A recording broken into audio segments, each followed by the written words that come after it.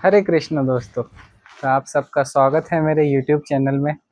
तो आज की वीडियो में हम डिस्कस करना चाहते हैं महाभारत का एक इम्पोर्टेंट लेसन और ज्ञान। इसमें मैं आपको स्टोरी सुनाऊंगा अभिमन्यु वध की।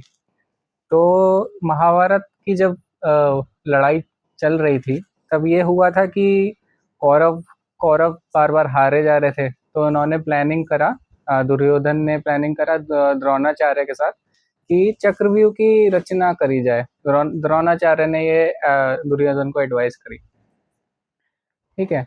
तो लेकिन पांडवों में अर्जुन को चक्रव्यूह तोड़ना आता था, तो उसका कोई फायदा नहीं था। तो पहला स्टेप उन्होंने ये किया था कि अर्जुन को वो युद्ध भूमि से थोड़ा सा दूर ले जाएं, जैसे कि जब वो चक्रव्यूह की रचना करें और फिर वो अटैक करें इन पांडवों पे, तो वो आराम से इनको हरा पाए पांडवों को। तो वैसे ही उन्होंने करा। सबसे पहले अर्जुन को युद्ध भूमि से थोड़ा दूर ले गए, फिर उन द्रोणाचार्य ने चक्रव्यूह की रचना करी। अब चक्रव्यूह स्टार उसमें उन्होंने रचना कर दी थी और पांडवों पे वो भारी पड़ गया था, क्योंकि किसी भी योद्धा को चक्रव्यूह तोड़ना आता नहीं था। लेकिन सिर्फ एक योद्धा था अर्जुन के अलावा जिसको चक्रव्यूह तोड़ना आता था, वो था अर्जुन के पुत्र अभिमन्यु। लेकिन उनको बस भेदना आता था, चक्रव्यूह उससे निकलना नहीं आता था। ठीक है। तो अभिमन्यु ने कहा ठीक है चलो, अब कोई और चारा नहीं है, मुझे ही ये करना पड़ेगा, और वो रेडी हो गए। तो वो चक्रव्यूह के अंदर एंटर करा उन्होंने और चक्रव्यूह के भेदते गए और बीच में आ गए। और जब वो चक्रव्यूह के बीच में आ गए, तो उससे उससे पहले उनकी अभिमन्यु की लड़ाई हुई थी लक्ष्मण से। लक्ष्मण थे दुर्योधन के पुत्र। तो अभिमन्यु ने दुर्योधन के पुत्र लक्ष्मण को हरा दिया था, मार दिया था। फिर वो और आगे गए तो दुर्योधन बिल्कुल क्रोध में था कि इसने मेरे पुत्र को मार दिया, इसको तो जरूर मारना है। उसने द्रोणाचार्य, भीष्म पितामह सबसे कह दिया। तो जब अभिमन्यु सेंटर में आया चक्रव्यूह के, तब उसको 7 महारथियों ने मिलके उसे मारा। 7 महारथी यानी भीष्म पितामह, द्रोणाचार्य, दुर्योधन जितने थे सातों ने मिलके अटैक किया था उस पर। और वो बल्कि सबसे यंगेस्ट था फिर भी। और युद्ध के नियम क्या कहते थे? युद्ध के नियम कहते थे कि सिंगल पर्सन ही अटैक करेगा, और जो रति है वो रति से युद्ध करेगा, महारथी महारथी से युद्ध करेगा। इस तरह से था। तो यहाँ पे युद्ध के सारे नियम कौरवों ने तोड़ दिए। सारा जो धर्म से युद्ध करते थे सब उन्होंने तोड़ दिए, और जो बिल्कुल हद पार कर दी सारे उस नियमों की। ठीक है। अब इसके बाद क्या होता है? इसके बाद ये होता है कि अब कृष्ण कृष्ण जी, भगवान कृष्ण अपना छल स्टार्ट करते हैं। तो इस तरह जो कौरवों के साइड के बड़े बड़े सोल्जर्स थे जिनको हराना बहुत ज्यादा मुश्किल था, वो कृष्ण जी उनको हराने के लिए छल का यूज करते हैं।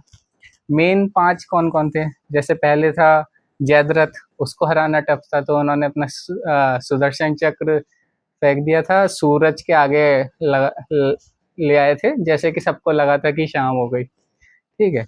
दूसरे थे भीष्म पितामह, तो उनके लिए उन्होंने शिखंडी को बुलाया था। तीसरा था द्रोणाचार्य, तो द्रोणाचार्य के साथ ये छल किया कि अश्वत्थामा मारा गया तो वो पुत्र शोक में आ जाएंगे और उसकी वजह से अस्त्र छोड़ देंगे अपना। चौथे था कर्ण। कर्ण जब अपना रथ का पहिया निकाल रहा था, बिल्कुल वेपन्स नहीं थे उसके पास, तब उसको कृष्ण जी ने कहा था अर्जुन अब मारो इसे। और पांचवा दुर्योधन। दुर्योधन ऐसे कि जब गदा युद्ध चल रहा था तो उसके कमर के नीचे उसमें अटैक नहीं करते, तब कृष्ण जी ने भीम को कहा कि अब तुम इसके जांग पे मारो, अपनी वो याद करो। तो इससे हमें सीख क्या मिलती है? हमें इससे ये ज्ञान मिलता है कि धर्म के लिए आप अधर्मियों के साथ छल का प्रयोग कर सकते हैं, क्योंकि वही उस वक्त उचित है। क्योंकि आप अगर छल नहीं करेंगे उनके साथ, तो वो फिर वो जीत जाएंगे और धर्म का नाश हो जाएगा। तो इसको आप अपनी लाइफ में भी इंक्लूड कर सकते हैं इस लेसन को, कि मान लीजिए आपकी लाइफ में कोई अधर्मी है, कोई गलत व्यक्ति है, और वो उसने आपके साथ हर तरह के बुरे काम कर लिए, आपको उसको हराना है या आपको इस सिचुएशन से बाहर निकलना है, तो आप इसमें अधर्म उसके साथ करिए, उसके साथ गलत करिए, और उसका छल का यूज करिए, जैसे कि आप धर्म की राह पे चल सकें।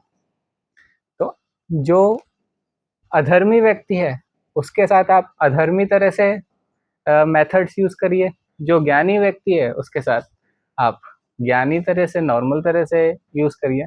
ये ये लेसन महाभारत में हमें यहाँ इस स्टोरी से पता चलता है कि जब ऐसी सिचुएशंस आ जाएं कि आप फंस जाएं बुरी तरह अधर्मियों के बीच, तब आपको छल, अधर्म, इसका आपको यूज करना पड़ता है, क्योंकि उस सिचुएशन में सिर्फ जीतना इम्पोर्टेंट है, आपके प्रिंसिपल्स इम्पोर्टेंट नहीं है। क्योंकि दूसरा वाला आपको फिर आप नहीं गलत कर रहे, लेकिन आपको तो पता ही है दूसरा वाला आपके साथ गलत कर रहा है, और गलत करते जाएगा और आप फंसते जाओगे। तो इस सिचुएशन से निकलने के लिए आप दूसरे के साथ छल भी करिए, उसके साथ अधर्म भी करिए, आप इस सिचुएशन से निकलिए और फिर आप धर्म की स्थापना करिए। तो मैं इस वीडियो में आपके साथ ये स्टोरी शेयर करना चाहता था। आपको अगर वीडियो अच्छी लगी हो तो प्लीज़ लाइक करें, शेयर करें और सब्सक्राइब करें। और किसी भी तरह के एस्ट्रोलॉजी से रिलेटेड आपका क्वेश्चन हो तो आप मुझे कांटेक्ट कर सकते हैं। जय श्री कृष्ण।